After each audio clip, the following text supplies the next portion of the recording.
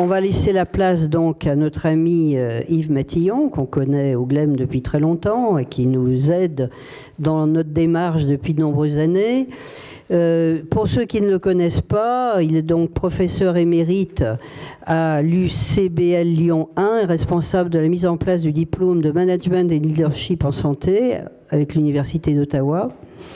Il est assesseur de Serge Uzanne dans la mission certification des médecins et chargé de mission près du recteur de la région Auvergne-Rhône-Alpes.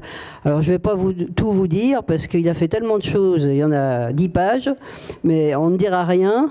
Il a travaillé au ministère de la Santé également, c'est lui qui a mis en place l'ANAS, enfin bon, il a fait beaucoup de choses, mais il fait partie de ces médecins, chercheurs qui réfléchissent, qui se posent des questions, qui bougent et qui évoluent, et ça c'est très précieux pour nous. Merci Chantal, elle est toujours aussi gentille naturellement, toujours appréciable. Bon, ça me fait très plaisir d'être avec vous parce que vous me rajeunissez d'une certaine manière, donc j'en profite. J'ai eu la chance de connaître Monsieur Nogier père et d'échanger beaucoup avec lui, et puis j'ai eu la chance de faire à titre d'exemple, j'étais chef de clinique en médecine interne. Donc il y a une quarantaine d'années, et j'étais dans le service de médecine interne du CHU, au sein duquel il y avait des consultations d'acupuncture, d'homéopathie et d'auriculothérapie. Ce qui était assez, à l'époque, et même aujourd'hui quand on regarde, c'était pas très banal que d'avoir accepté, pris le risque d'une certaine manière d'ouvrir les portes, si je peux dire. Voilà, donc j'ai beaucoup apprécié les échanges qui ont été générés par Bruno Félissard et sa présentation. Alors là, on a fait du double aveugle tous les deux. On s'est téléphoné hier, on a évoqué les grandes orientations, et vous verrez que j'adhère complètement à la majorité de tout ce qu'il a présenté, et que je vais presque dire les mêmes choses avec des nuances un tout petit peu, et puis j'ai quelques diapos qui compléteront. Donc, je vais évoquer des grandes notions générales. Je ne vais pas vous donner de chiffres, parce qu'en plus, vous aurez des présentations. Dr Rouxeville va vous en faire sur des résultats d'efficacité, etc. Comme ça a été évoqué par Bruno Félissard aussi ce matin, je ne vais pas vous donner de chiffres. Par contre, je voudrais essayer de cibler sur l'évolution à la fois de la partie de la médecine et de la société, et de voir quelles sont nos responsabilités en termes de recherche, de preuves, d'efficacité de ce qu'on fait en médecine. Et on a vu que ce que vous avez entendu montre bien la complexité de cette démarche de recherche pour objectiver l'efficacité ou l'efficience de ce que nous faisons. Alors, progrès de la médecine, premier élément. Je vais très vite parce que vous connaissez, ça a été dit. Oui, on a fait ça en double aveugle. On a presque pris les mêmes supports. Les maladies infectieuses sont un exemple extraordinaire. J'insiste pas. Vous le connaissez comme moi, avec des maladies qui ont complètement disparu et puis d'autres qui émergent. Et c'est pas la période actuelle qui va nous faire dire le contraire. Là, je vous ai mis un deuxième exemple parce que j'avais une diapo qui s'y prête. Vous savez tous ce que c'est. Alors, je pense que vous n'utilisez pas ça en auriculomédecine. Mais c'est simplement un stent coronarien. Alors pourquoi je vous parle de ça? Parce que là aussi j'avais une photo. Vous l'avez tous reconnu. Il a présidé aux destinées d'un très grand pays. Et je pense à lui quand j'évoque l'évolution de la médecine, parce que je vous ai même associé le nom de Michel Berger. C'est complètement anachronique. Mais simplement, ils ont tous les deux fait la même maladie. Ils ont bouché leur coronaire. Il y en a un qui a eu le temps d'avoir des stents placés, il est toujours en pleine forme, c'est Bill Clinton. L'autre, pendant sa partie de tennis, on n'a pas le temps. Alors, il n'y a pas que ce facteur qui intervient, mais c'est pour dire que là, c'est extraordinaire ces progrès que la médecine a permis aujourd'hui. Alors là, je vous en ai cité quelques autres. Outre les maladies infectieuses, les maladies cardiovasculaires, j'en ai déjà parlé, la cancérologie, les pistes qu'a ouvert Bruno Félissard, c'est indiscutable. Là, je suis en train de travailler avec quelqu'un qui, aux États-Unis, travaille sur l'impact de certains segments de l'hormone de croissance sur le développement ou le blocage de tel ou tel segment moléculaire, et qui vont bloquer le développement des cancers. C'est extraordinaire. Quand il me raconte ça, j'ai l'impression d'être dans un rêve, vous voyez. Et pourtant, c'est une réalité. Ça va être réalité. Implant cochléaire, moi aussi, j'ai toujours été... j'ai vécu ça de très près. Quand je m'occupais de l'école de dioprothèse ici, je veux dire, on a, dans les années 90, Et c'était une de nos premières études qu'on a eues dans l'agence qui a précédé l'HAS, c'était est-ce que l'implant cochléaire, on doit le faire ou pas le faire? Et en fait, il y a une partie scientifique dans tout ça, mais il y a une partie sociétale. J'ai été fasciné, l'implant cochléaire, c'est un détail, mais vous avez tout un tas d'opposants à la mise en place d'implants. J'ai découvert ça, je ne pouvais pas y croire. Et pourtant, oui, il y a des associations qui vivaient, qui avaient leur job d'accompagner les enfants qui étaient sourds. Et l'implant a transformé le paysage des enfants malentendants ou sourds. Hein. Donc ça, c'est extraordinaire. Je ne parle pas des transplantations, mais comme vous êtes à Lyon, vous êtes venu à Lyon, je peux quand même citer la dernière transplantation. Quand vous pensez qu'on a transplanté 2 bras à une personne qui était amputée des 2 épaules, fascinant. Voilà, donc ça, c'était les progrès, j'insiste pas. Je voulais évoquer avec vous les questions sémantiques, parce que ça, on doit tous faire un effort, mais vous en particulier, quand vous êtes dans le domaine de ce qui est un peu atypique, qui n'est pas de l'ordre de la biologie ou de la biochimie, il faut être vigilant sur cette notion de sémantique. Vous voyez, j'ai de la difficulté, tout à l'heure j'hésitais entre l'auriculo-médecine ou la thérapie, ou l'auriculo, enfin les pratiques que vous faites. Je suis un peu gêné. Pourquoi? Alors, ces questions sémantiques, je vais simplement évoquer le sujet, parce que vous avez, dans le langage commun, dans le langage courant, plein j'allais dire, d'adjectifs utilisés. Alors, on parle de médecines différentes. Vous voyez, je vous ai cité quelques... Il y a plein d'autres sources. Mais c'est pour montrer la diversité, les méthodes de guérison, les médecines traditionnelles, les pratiques non conventionnelles. La Direction générale de la santé avait sorti une circulaire sur les médecines non conventionnelles. Alors, je trouve que thérapeutique complémentaire, c'est pas mal. On est perturbé par les mots anglais, les anglo-saxons, parce que au NIH américain, vous avez une subdivision, un département qui concerne les alternatives médecine.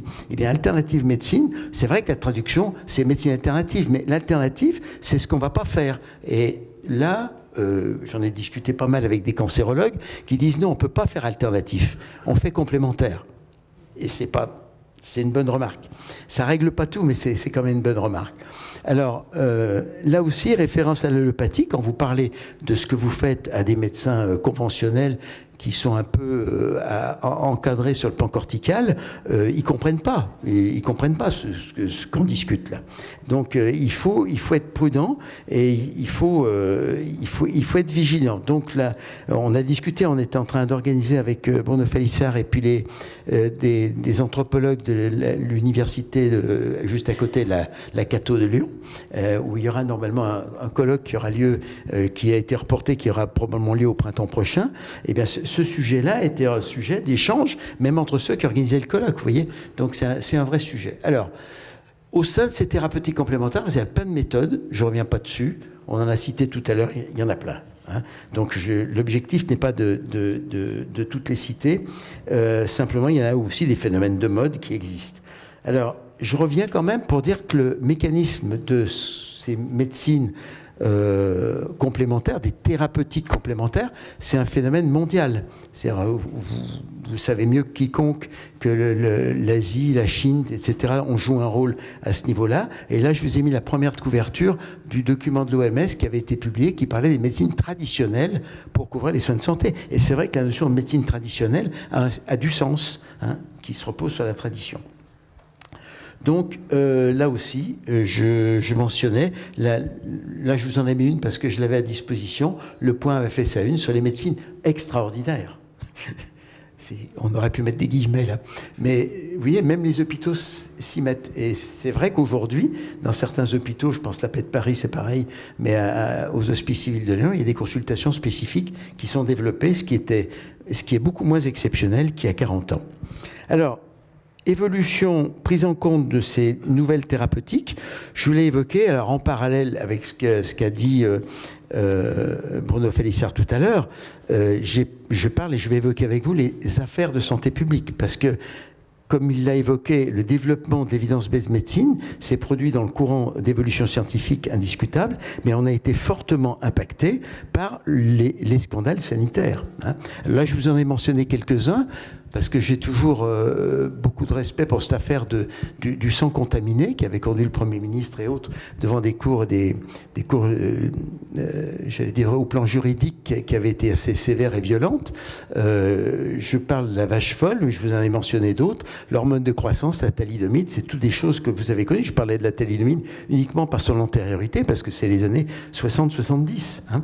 Donc tout ça, il y a des phénomènes qui se sont produits, et l'affaire du sang contaminé, je dis à titre d'exemple simplement, c'est de cette manière, c'est à cause de cette affaire-là, sans le savoir, que j'ai été convoqué par le ministre un jour pour me demander si je voulais m'occuper du développement d'une agence de sécurité sanitaire. Et là, il y avait des discussions avec le directeur général de l'INSERM à l'époque, et c'est ce qui avait déclenché le mouvement, la prise de conscience des politiques. Hein. Alors, là aussi, je passe vite. Là, on a cité tout à l'heure Levothyrox. Vous avez des revues. Enfin, certains connaissaient peut-être cette revue Science et Pseudosciences. C'est des réalités dans lesquelles tous ces phénomènes sont analysés, exploités, passent au plan médiatique. Et je ne mentionne que les revues les plus sérieuses dans tout ça. Et puis, naturellement, là encore, ça dérive, ça dérape. Parce qu'il y a des problèmes d'argent. Ça a été évoqué tout à l'heure. Et vous le savez, hein. Là, les liaisons dangereuses, parce que naturellement, les labos sont de collusion avec les médecins, payent les médecins, vous voyez, donc tout peut être dit là-dessus. C'est extraordinaire. Vous avez, puisque vous êtes à Lyon, probablement lu dans le Progrès, parce que c'est aussi passé chez Mediapart, les liens qu'il y avait entre la faculté de médecine Lyon-Sud et la célèbre industrie d'homéopathie. Hein, ça a défrayé la chronique. Sur des arguments dont je n'ai pas la capacité de vous dire la réalité même, simplement. Mais voilà, et ça fait les titres. Les médecins touchent du fric, hein, naturellement. Mais le problème est un peu trop simplifié quand on évoque ça. Donc, ce que je voulais passer à un autre sujet, mais de dire que l'évolution dans la société, on passe par une revendication de données scientifiques dans les prises de décision, mais que ce développement excessif peut conduire la société à avoir des doutes, à avoir des questions, et puis même de générer des polémiques. Il faut voir les conséquences que ça peut avoir. Donc, il faut avoir en tête est présent en tête quand on travaille sur cette mesure d'efficacité ou d'efficience de techniques qui sont des techniques difficiles à objectiver, de voir comment on pourrait maîtriser des polémiques qui sont parfois explosives. Alors, simplement, je voulais j'ai plus que 2 parties. Vous parlez de l'évolution de la médecine de la société. Simplement pour mettre 3 diapositives pour illustrer ce qu'a dit. Je vous dis, on a fait ça en double aveugle. J'ai vu que Bruno Falissère avait signé Claude Bernard. Et bien c'est vrai, moi j'ai découvert au Canada, je ne savais pas, en étant clinicien ici, que pour eux, à l'origine de l'évidence-based médecine, j'ai découvert le nom des autres Français. Armand Trousseau, je connaissais un peu. Pierre-Alexandre Louis, j'en avais jamais entendu parler. Et Claude Bernard. Et c'est les Canadiens qui m'ont appris ça. Alors moi, j'ai appris des Canadiens. Je vous ai mis les noms des gens que j'ai connus et qui m'ont aidé à comprendre, y compris la force de l'évidence-based médecine, mais aussi, in fine, on en a encore parlé, les limites de l'évidence-based médecine, naturellement. Alors là, je vous ai mis quelques exemples, puisque j'ai eu la chance de faire l'expérience. Et là, je voulais simplement dire qu'on a beaucoup bénéficié au début du développement, là je vous l'ai mis dans les années 90, on a beaucoup bénéficié d'une collaboration internationale. C'est-à-dire, là, il y avait très peu d'organisations dans le monde qui avaient été créées. On était une petite dizaine, mais c'est vrai que les Américains, les Canadiens, les Anglais aussi, et les Hollandais ont généré des expériences. On a même fait des recommandations de bonnes pratiques ensemble, où on les a fait de manière séparée, en testant justement les différences, les variations, de savoir si attends, je vous donne un exemple concret. On avait regardé à l'époque, c'était le début de l'échographie dans le suivi des grossesses. Et donc, on avait regardé les recommandations qu'on pouvait prendre, s'il fallait en faire 1, 2, 3, 4, etc. Et globalement, les Anglais, les Américains, les Français, on avait la même base scientifique, on avait tout vérifié, les données scientifiques étaient les mêmes.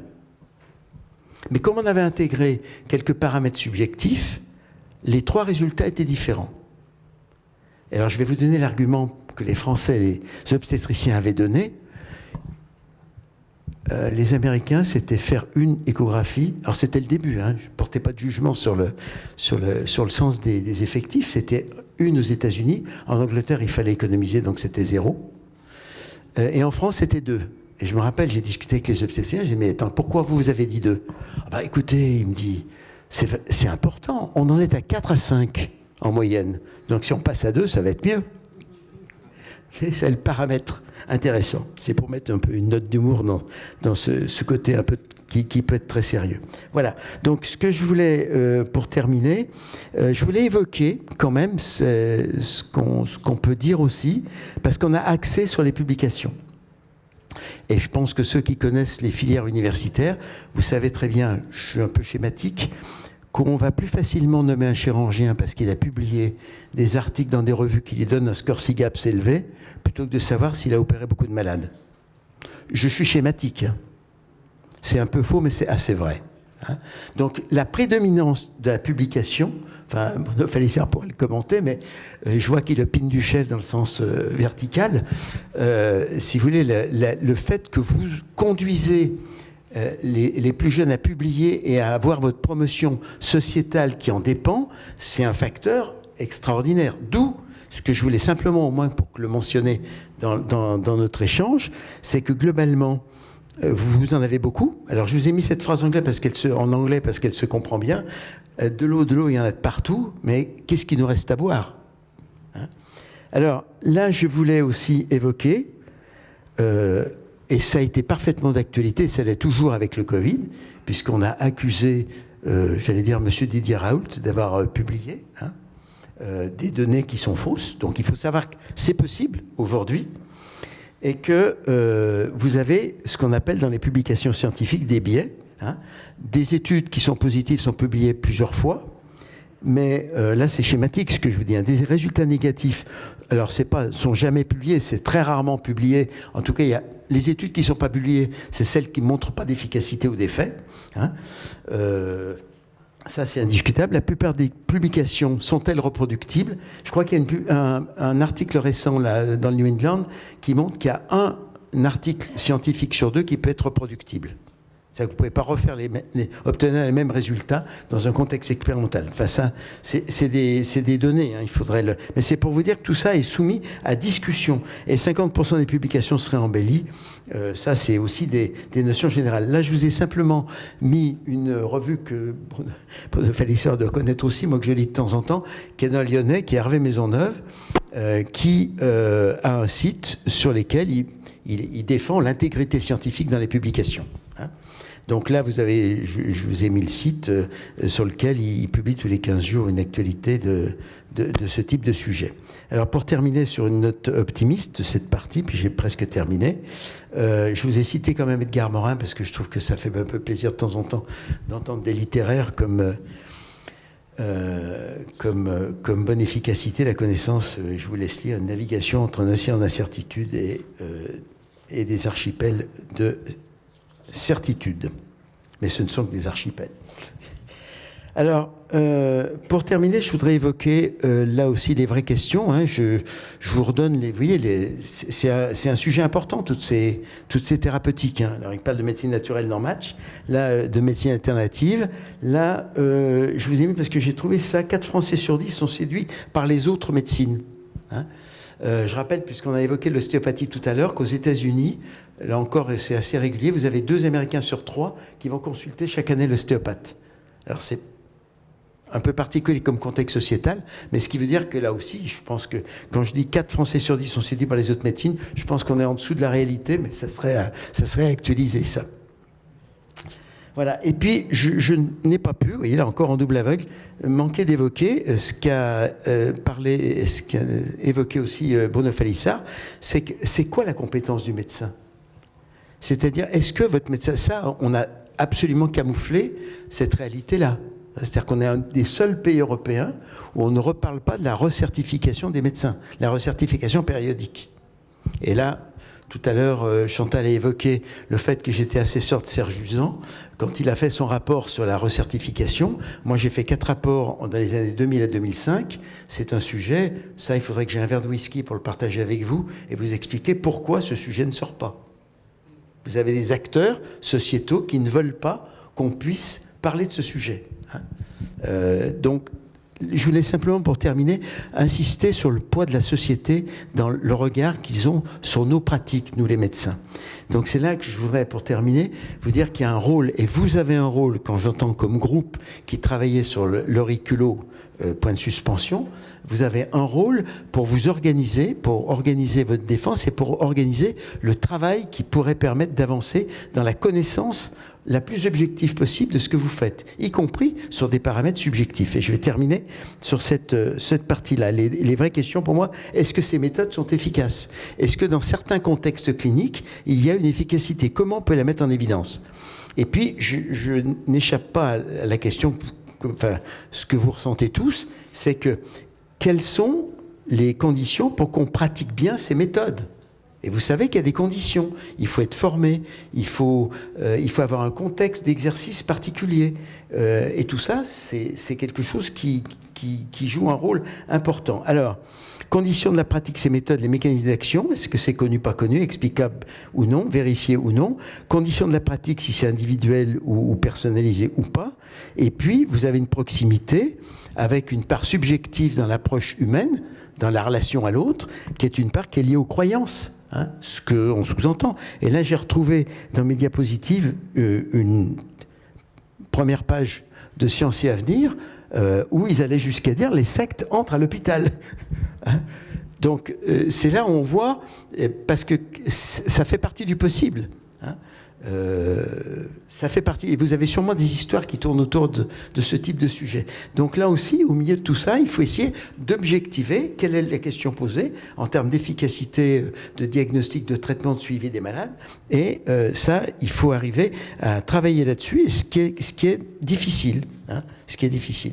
Alors, là aussi, quelques propositions.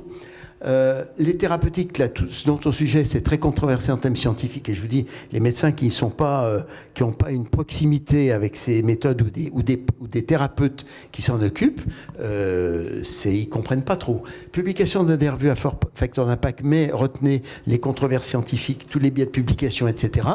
Et donc, moi, je reviens sur la dernière ligne, les deux dernières lignes. Il faut renforcer les études scientifiques en favorisant les démarches interdisciplinaires, parce que souvenons-nous de ce qui a été dit là, juste avant moi, c'est qu'effectivement, il faut... on ne mesure pas que des paramètres biochimiques. On mesure autre chose. Et donc ça, il faut essayer de l'objectiver. Et là, je me suis permis, parce qu'on a un vrai sujet culturel, nous, en France, c'est qu'on a un problème culturel dans le travail interdisciplinaire. C'est-à-dire que travailler avec les autres... alors moi je ne suis pas psychiatre, vous m'excuserez, mais les psychiatres disent souvent quelque chose que je trouve intéressant. Quand on vous répète sur le plan individuel ou sociétal toujours le même message, vous devez vous interroger de savoir si ce n'est pas pour camoufler une réalité qui est contraire. En d'autres termes, on vous dit travaillez ensemble, faites du travail interdisciplinaire, parce qu'en fait tout est organisé pour ne pas le faire. Et je vais vous donner un exemple concret, pratique, qui est évident. Moi, dans mes vies antérieures, vous n'avez pas mentionné, ma chère, que j'étais kiné. Donc, je me suis intéressé aux mécanismes paramédicaux. Bon, là, sur le plan juridique, tout est fait pour qu'on clive les métiers entre le métier de médecin, les métiers médicaux et les métiers paramédicaux. C'est-à-dire qu'au plan juridique, vous dissociez tout le monde. Mais après, on dit qu'il faut que vous travaillez ensemble, naturellement. Mais tout est fait pour qu'un kiné ne puisse pas faire ce que fait un psychomotricien ou ce qu'un ergothérapeute fait. Il n'y a rien de commun entre tout ça. Mais on vous dit qu'il faut absolument qu'on le fasse. Donc, ce travail, j'allais dire transversal, interdisciplinaire, alors moi, c'est une interprétation, ça se discute peut-être, mais pour moi, elle est culturelle. Quand je fais travailler aux États-Unis, au Canada ou dans les pays anglo-saxons, c'est pas du tout la même chose. C'est-à-dire qu'il y a des liens qui existent. On n'est pas en train de démolir la profession d'à côté. Enfin, je suis un peu schématique, mais c'est pour pas nous entraîner au-delà de l'heure que je vous dis ça. Il faut réfléchir à ça. Et donc, je vous ai mis cette définition de l'IOM américain. Alors, ça n'a rien de rare, mais c'est un travail interdisciplinaire qui associe des techniques. Alors, moi, je ne suis pas mathématicien ni statisticien. Des techniques quantitatives et qualitatives, par exemple, les choses peuvent se faire. Enfin, semble-t-il. Il y en a qui le font, en tout cas. Et donc, on peut même mesurer ce qui est qualitatif.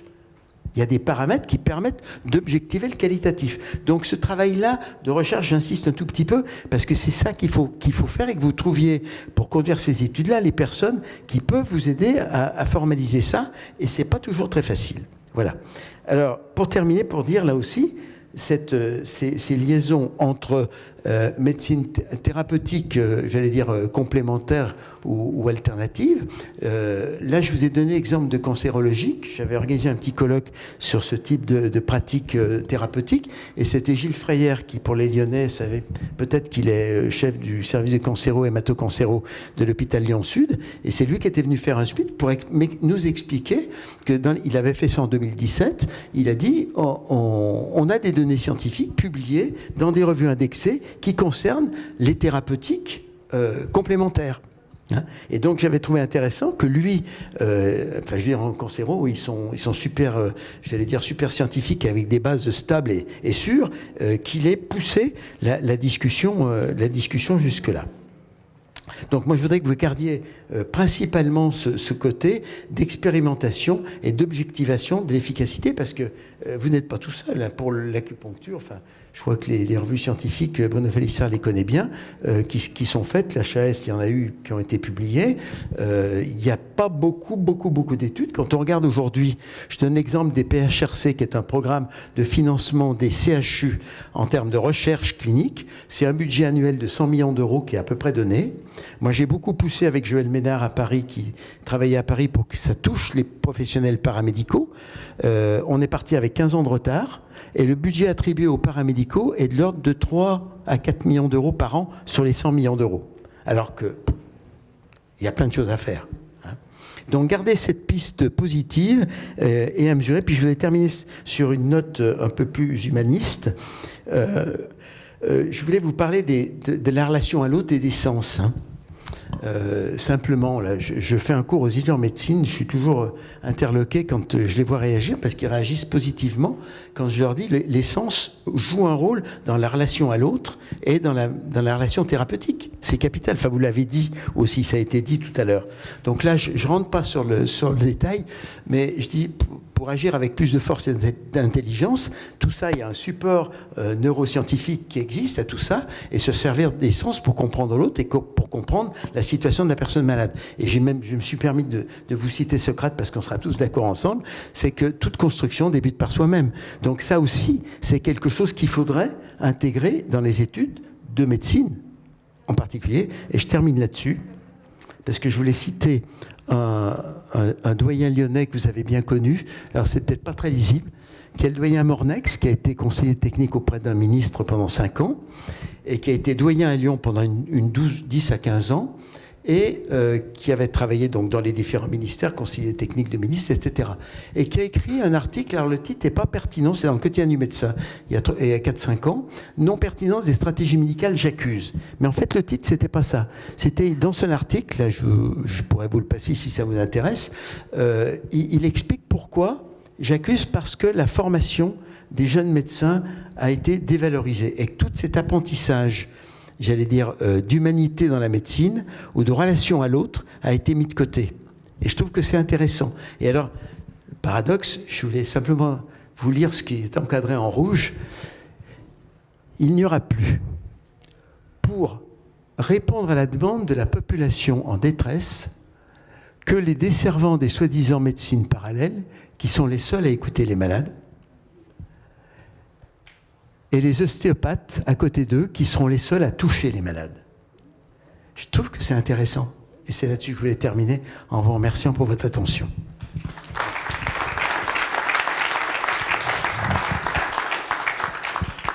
Alors, merci beaucoup Yves. Alors moi, j'ai 2 choses à te dire. C'est que nous, en auriculo, on considère qu'il n'y a qu'une seule médecine, et qu'il n'y en a pas 36 000, voilà, et qu'en fait, on a en face de soi quelqu'un qui vient avec une demande, qui en principe est en souffrance, et plus ta palette thérapeutique est importante, et plus tu as de chance, soit de le soigner, soit de l'orienter vers quelqu'un qui sera plus à même de répondre à sa demande. Moi, je vois les choses comme ça. Ça, c'est la première chose. La deuxième chose, il faut savoir qu'au niveau du GLEM, on essaye depuis des années de dire à nos élèves de publier. Alors maintenant, on leur impose pas un mémoire, mais pas loin. On les induit fortement à en faire un. D'ailleurs, on a des mémoires de très très haute qualité depuis un certain nombre d'années. Et on demande effectivement à publier sur nos annales du GLEM régulièrement, etc. Donc on sait que c'est très très important les publications. Moi, j'ai fait un livre cette année, parce que ça fait 40 ans que j'exerce en auriculo-dentaire, et je pense que c'est fondamental de donner et d'écrire, d'abord parce que toi, ça te permet de te remettre en question et de te dire, tiens, mais j'écris ça, mais à propos, ça veut dire quoi ? Donc, et tu réponds en même temps aux questions des élèves qui vont lire ce livre. Voilà, donc ça, c'est les deux choses qui me paraissent très importantes.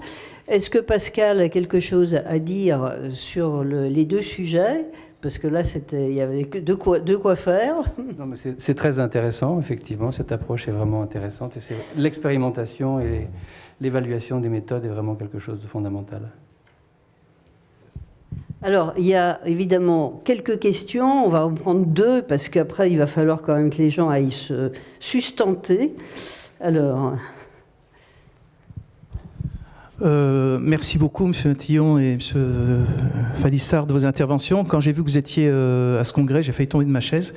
J'ai eu la chance de manger avec vous à La Réunion, parce que je viens de La Réunion, au moment où vous étiez à l'ANDEM. Alors l'ANDEM, le M, c'était médecine. Et puis il y avait quand même l'évaluation. Et puis ça s'est transformé en ANAS, Agence nationale d'accréditation. Et puis le M, c'est plus le M, c'est de la médecine, c'est de la santé. Et puis après est venue là-dessus la haute autorité de santé, ou en santé, une autorité. Et quand vous parliez tout à l'heure de la certification, évidemment, ça dépend des indicateurs qu'on met à côté. Et là, on ne sera jamais trop d'accord avec ces autorités de santé. Et moi, je vais vous faire une proposition, parce que je m'aperçois que les anciens de la NSM, les anciens de la HAS, hormis une certaine ministre, eh bien... vous devriez faire un corpus de sages, parce que j'ai l'impression que vous aviez une ouverture d'esprit, probablement depuis très longtemps, que vous ne pouviez peut-être pas l'ouvrir à ce moment-là. En tous les cas, on aurait vraiment besoin de vous actuellement dans cette crise. Et quand on baigne sur les niveaux de preuve, les gradations pendant 40 ans de sa vie professionnelle, et qu'on nous dit aujourd'hui que finalement les études randomisées en double aveugle, en double insu, ne sont pas forcément celles qui font référence, je me dis, mais il n'y a que les journalistes donc, qui portent cette voix, et que c'est vraiment, il faut que vous interveniez au niveau des médias pour mettre en avant ces médecines classiques. Je me rappelle, quand j'avais été faire un groupe de lecture, groupe de travail à l'HS, ou l'ANAS plutôt avant, sur le mal de dos justement. Mais il n'y avait pas d'ostéopathe dans le groupe de travail. Donc évidemment, on disait que l'ostéopathie, c'était il n'y a pas très longtemps, il y a 20 ans, on disait bah, l'ostéopathie, c'est nul. Et voilà. Le jour où on a mis un ostéopathe, et on l'avait clairement dit qu'il faut associer les paramédicaux et même les médecins de vie, enfin tous ces professionnels de santé, eh ben, on a dit que l'ostéopathie peut-être était efficace. Et puis donnons de la recherche, donnons des PHRC, des projets de recherche des hôpitaux. Et voilà, donc vraiment merci. Et je pense que ça va lever le niveau, pas lever le niveau, il est déjà très haut, lever la notoriété d'un tel congrès d'auriculo, d'ostéo, d'hypnose, etc. Merci vraiment à vous deux. Hein. Merci pour vos remarques. Vous savez, il n'y a pas très longtemps, il y a Christophe André, que vous avez peut-être déjà lu. Christophe André a dit un truc assez intéressant. Je pensais à lui quand je vous écoutais. Il a dit, vous savez, il y a 30-40 ans,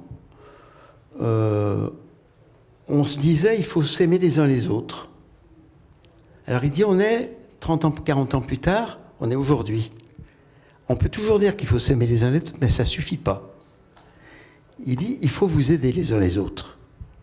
Et je trouve que je repense à ça, parce qu'on ne peut plus faire les choses tout seul, il faut qu'on travaille ensemble. C'est vrai que je plaidais peut-être maladroitement sur cette interdisciplinarité, il faut travailler ensemble. Et je vous redonne encore un exemple, je vous ai parlé des implants cochléaires. Je me rappellerai toujours le groupe de travail qu'on a monté. J'avais trouvé une actrice qui est une comédienne, qui défend les malentendants là, pour des raisons diverses. Elle avait été acceptée dans le groupe. Et les deux chirurgiens parisiens que j'avais mobilisés, des patrons qui étaient très connus, m'ont dit, mais il n'est pas question qu'on travaille avec des gens dans votre groupe de travail. Là. Je dis, mais pourquoi ? Et j'avais mis 2 institutrices. Je dis, mais attendez, les enfants, ils vont à l'école. Non, mais il n'en est pas question. Alors, bon, j'ai négocié, je vous passe le temps de négociation.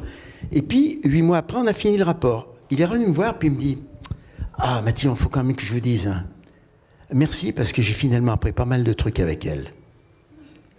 Oui. Donc, ce que je veux dire par là, on a tous une vision qui, par nature, par essence, est un peu étroite. Il faut le mettre ensemble. Et avec les périodes difficiles qu'on traverse, qu'on va encore traverser, enfin, moi, je vous dis ça parce que je le ressens, il faut que les jeunes, il faut travailler avec les jeunes, les plus anciens, il faut être ensemble et il faut s'aider les uns les autres. Donc, merci pour votre question, puisque vous me permettez de réaffirmer les grands principes. Alors, y a-t-il une autre question? Sinon, on va aller... ça a l'air d'être bon. Tout a l'air d'être clair. Yves, grand merci. On va laisser...